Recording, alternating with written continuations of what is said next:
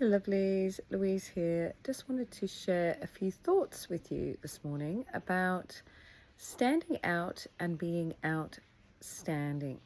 So a lot of us would like to be outstanding. I know a lot of the people I work with who are often beautiful healers and light workers and have wonderful gifts to share and would like to be outstanding in what they do. In fact, a lot of them are already outstanding in what they do, but they don't want to stand out.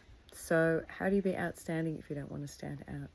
And this fear of being seen, being different is so primal, really, because if you think back to when, we lived in more kind of primal times, we needed to be with the tribe. We needed to belong. We needed to be accepted.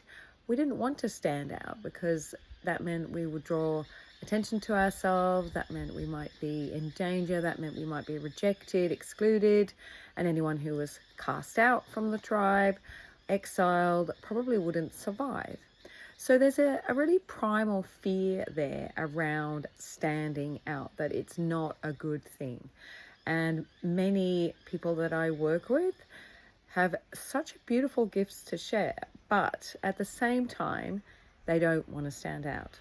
And so that stops them from being outstanding because they don't get seen, they stay under the radar, they try to fit in rather than being their authentic selves, and that limits how they can express who they are. That limits how they get seen by others, and it just means that they kind of get lost in the crowd, really. And that can feel like, oh, that's a lovely, comfortable place to be, lost in the crowd, right? There's a security there, or no one's going to find me. But being lost in the crowd isn't what your soul wants. It isn't what your soul gifts need.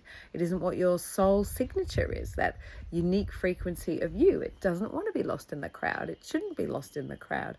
Each person in that crowd is a unique individual and has something different to share, and something unique to share, and something that's very authentic and unique to them. So I'm just sharing this today because I'd love for you to just take a moment to reflect on, where do I actually feel like I want to stand out, but where actually do I not want to stand out, right? Where are these conflicting parts of you kind of having a little bit of a tug of war?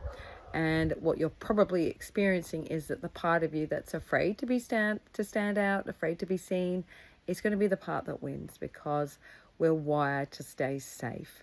So you need to kind of shift that to a feeling that the safest thing for you is to actually be seen in your authenticity, to stand out, doing what only you can do, sharing your voice and your gifts in the way that only you can. Because if you don't do it, nobody will.